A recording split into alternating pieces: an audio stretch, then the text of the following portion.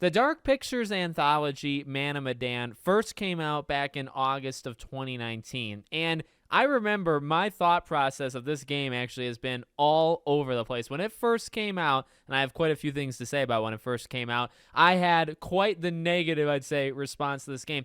Over time, I would say I got a little bit high on it. Then I got very, very low. And then I decided to play it one more time right now in 2023 to celebrate this Halloween month that we're playing horror games throughout the entire month of October. So far, so good. It's been a blast. And I thought, yeah, we got to throw a Dark Pictures game into this. Don't want to do Until Dawn yet because that's coming up on the 10-year anniversary in, well, closer to 2 years. So I got a little bit more time to wait. But I thought, well, Supermassive has got to be part of horror month for me. And what games? Okay, well, if we're going to do Dark Pictures, you got to start at the beginning. And I thought, okay, this would be good because, like I said, so this game comes out, and I think it's important. It really is important, especially for a retrospective channel and a retrospective video. I think it's important to talk about the game when it first released. This game was coming off of Until Dawn, and it's really, I mean, it's hard to put yourself back there, especially if you weren't, around or you weren't kind of in that mindset. For me, Until Dawn is a masterpiece. I freaking love Until Dawn so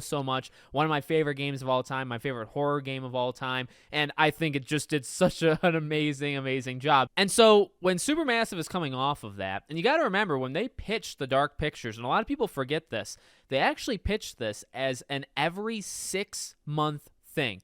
They pitched this series as every half year they were going to release a new game. And they were going to do, I believe the idea was 8 games in 4 years. Now, I remember thinking, there's no way in hell that you're going to be able to pull that off. And guess what? I was right, because they didn't even come close, right? You had a game basically every year. In fact, the new game from the Dark Pictures that was supposed to come out this year has seemingly been delayed, and it's not coming out anymore this year. So they obviously did not manage that 6-month thing all that well, but doesn't really matter what they said. They're coming off Until Dawn. And for me, I'm thinking, all right, this is a studio that knows what they're doing. They're incredibly talented. Now, little did I know that they have still to this day never been able to replicate, in my opinion, Until Dawn. Now, that's not to say copy it. It's to say I think the quality of Until Dawn, they've never come close to matching. All right? I just want to kind of start that up front because I firmly believe that in my soul. Now, when Man of Medan first released, I was so pumped, and I played it. I got it day one, played it day one, and I didn't like it. I thought this game was really not so great. Now, as the months went on, and again, it's been 4 years, so I've had a lot of time to think on it. As the months went on, I think I liked it more and more, okay? But then there was a time, and it's either, I think I've played this game more than once, so maybe it was the second time I played it. There was a time where I thought, no, I'm back to not feeling it again. I'm really feeling like this game is not doing it for me. I'm going to explain, my thoughts fully on this game. Just give me a few more minutes. But, okay, leading into right now, I said, all right, we're going to give it a real second chance. We're going to see how I feel about this game because I've thought it's not been good, and I thought it has been good, but where is it? And I have to say, I'm pleased to say, this game is better than I remember it being, easily. And I feel like the opinion I have of this game right now is the highest it's ever been. Is this game amazing? No.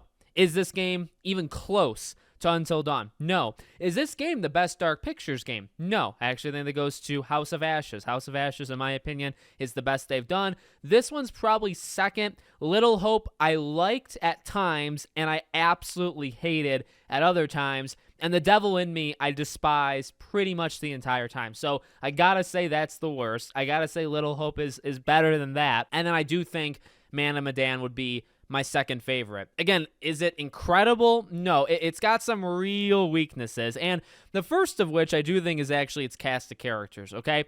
One of the things that I have it over here, right? I'm not going to share the screen or anything, but just so I don't forget the characters' names. And, look, all right, I played this game a week and a half ago from when I'm recording this. It's been a little while since I played it.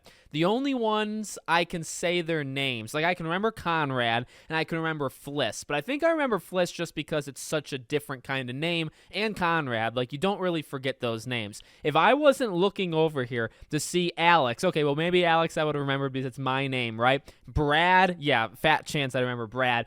Julia, I like Julia, but I don't know if I'd be able to say her name out loud.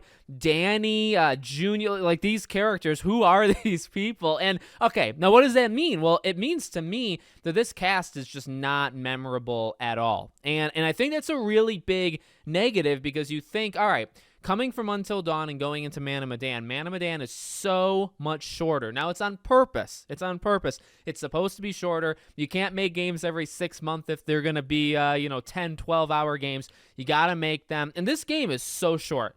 This game, I believe on average, like how long to beat, it's like 5 or so. I feel like it took me 3 to 3.5 hours to beat this game. Nobody died. Not a single soul died, and I didn't look it up. I do believe when I played this game the first time, I did look it up just because I kind of feared losing people. This time, I went into it with the mentality of, I'm playing this almost for the first time. I don't want to be led on a path of do this, do that, and you're going to save everybody. I wanted to act in the moment. And I will say, I think that makes it a better game. I actually would probably say that's the case for any of these. Like Until Dawn, same thing. If you're just playing it to play and you're making split-second decisions, that's probably what you should do, and not, look it up, because then it's not hand-holding and you're really saying, okay, F it. I'm just going with the moment. I'm going to let the game take me where it wants to take me.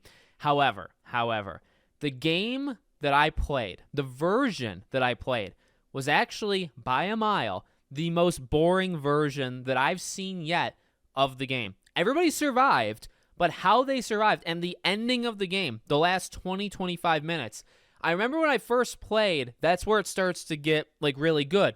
Of course, you're trying to think of the mystery, and I will talk about that, in a second. You're trying to put everything together, but when things really start to pick up in the final act, it gets real, and I remember that from the very first time I played. I was living in Las Vegas at the time. I made videos, actually, of this game on Podcast Now. I remember it. Those videos are still up to this day. If you guys want to check them out, they're all up there, right?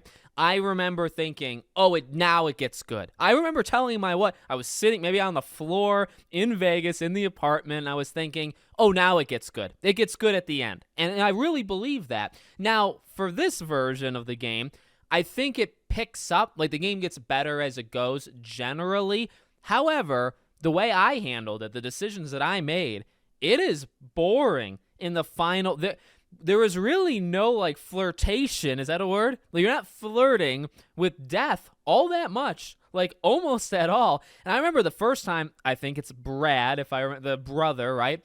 I believe it was him where he fights the pirate, the head pirate guy, and you can die there. I know that for sure. Because I'd look up, the different endings, the different permutations of what could happen. I would look it up, and it's okay, this can go a lot of different ways.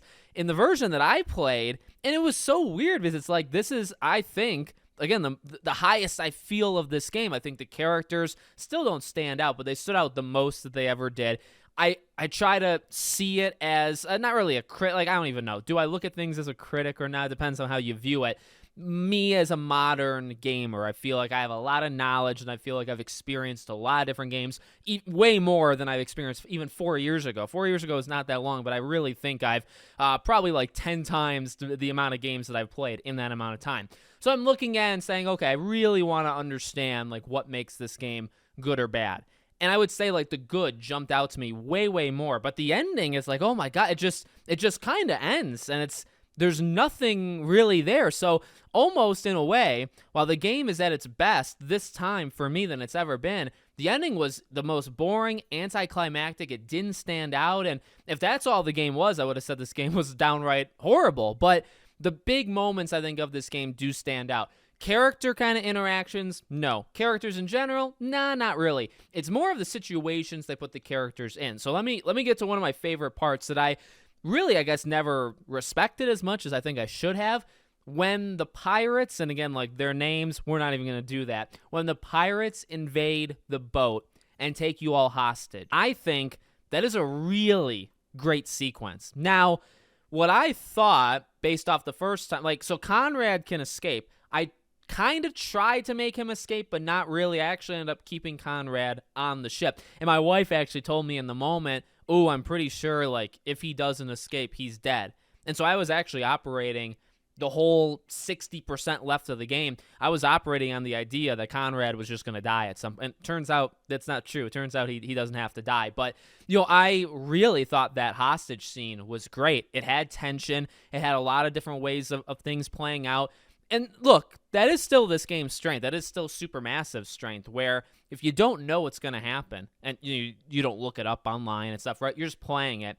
The amount of variations is quite high in the amount of ways that a situation can play out. It's really cool, and I guess it's kind of cool because the game's shorter, so maybe it tries to push on you where you can play it more than once. The thing is, if the quality is not like this game, I think is, oh man, it's fine. It's pretty okay or okay. I don't know if I'd say it's good or great. Like, I don't really know my vocabulary. I don't know what word I'd put on it.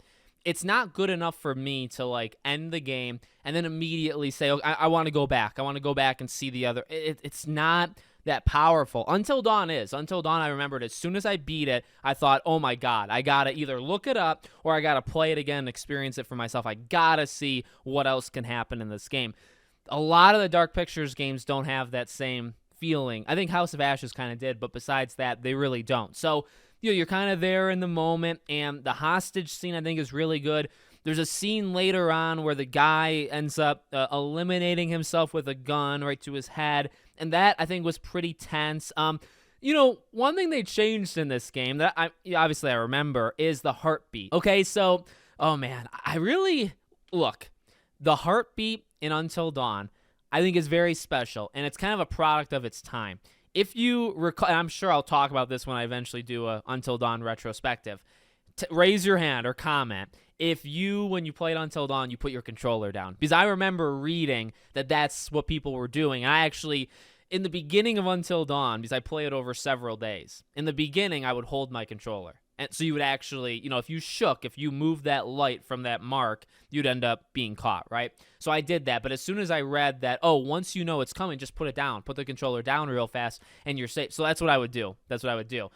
I feel like that's still, even with that cheating, that's cheating, right? But even with that, I think that's really cool.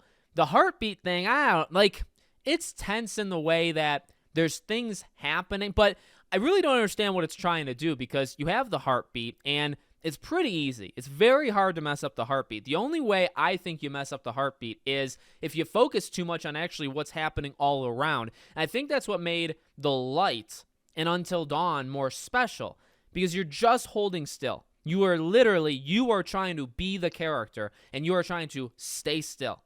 And you can take in everything that's happening around you, but you're staying still.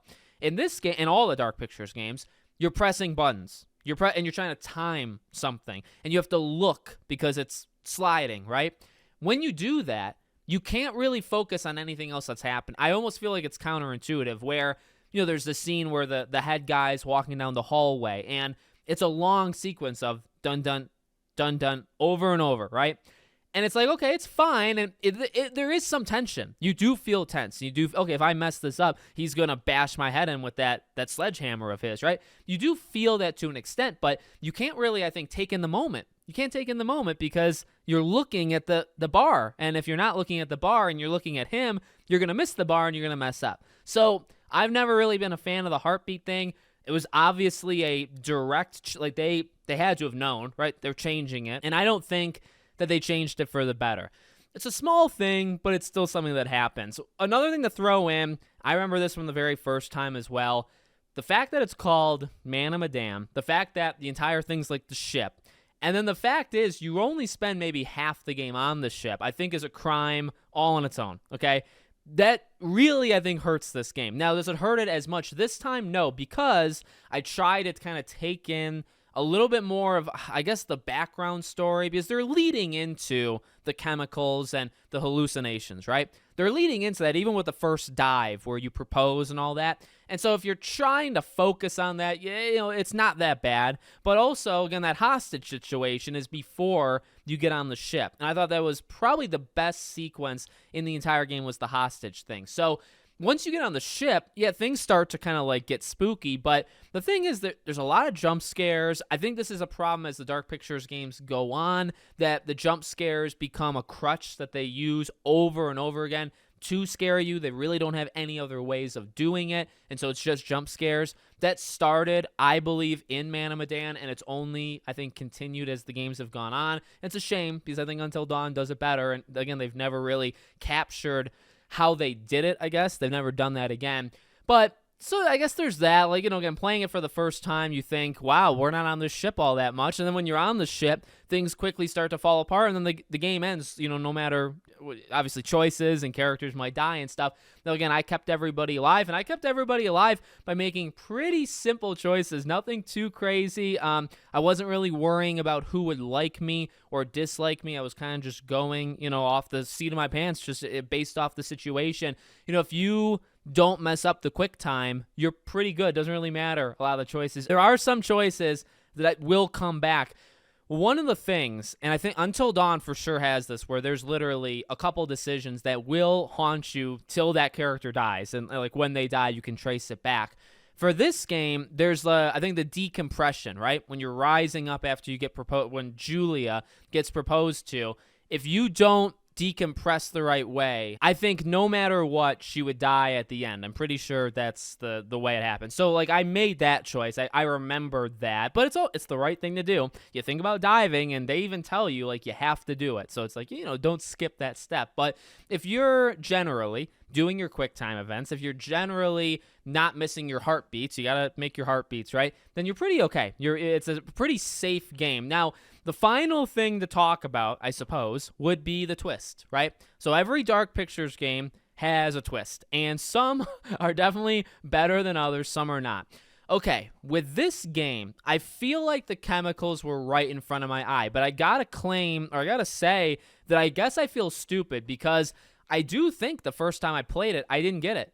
Not that like by the end of the game I didn't get it, but I think they got me. I'm pretty confident sitting in Vegas that I didn't know what was going on. Now, playing it again, like you look at the floor and you're always seeing like the chemicals, right? Like in the air, and it's like, how could you not see that? In fact, several times the camera is almost like on the ground level to show you, hey, there's something on the ground. Also, when you think about it, having played it before, you think, okay, as soon as they get on the ship, things start to unravel. Once they get fresh air, they almost reset. Someone like Brad, who's already very, very sensitive and kind of like a baby, right? He reacts to the chemicals so much quicker than as soon as he steps on the ship, he's out of his mind, right? But the others, it takes some time to get there.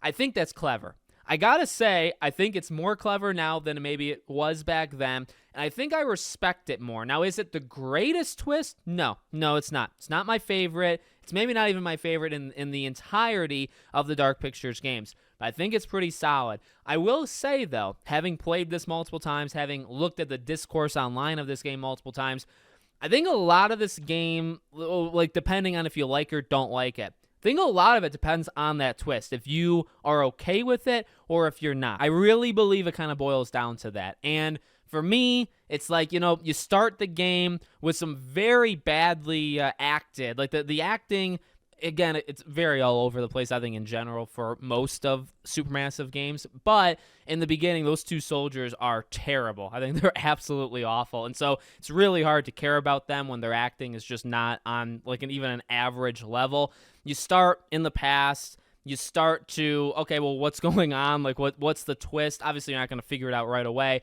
Then you're just not on the ship for so long, and they're trying to introduce these characters. I think the biggest mistake this game probably makes is once you get on the ship, obviously, you're starting to introduce those supernatural elements, which are not, it's really just the twists of the game, right? And I think they probably struggled with the idea that if we put them on that ship too early, we can't have them connect with each other or with us, the player, because they're going to be losing their minds. So while I understand that, I mean, they're the ones who made that decision. They're the ones who made the twist be chemicals that infect you almost, that make you lose your mind. So it's hard to let them off the hook when they did it themselves. You know what I mean? And I think that's one of the bigger elements of I mean, I think there's several things that the ending is just not, depending on how you go, the ending is not impactful. The characters are just not nearly as good as they need to be, I think, for this game to really, I think we're talking about a game that's like fine. It's I don't know, maybe a 6 out of 10. I'm talking about things that get it to your elite. For me, you're Until Dawn. I know not everybody loves Until Dawn.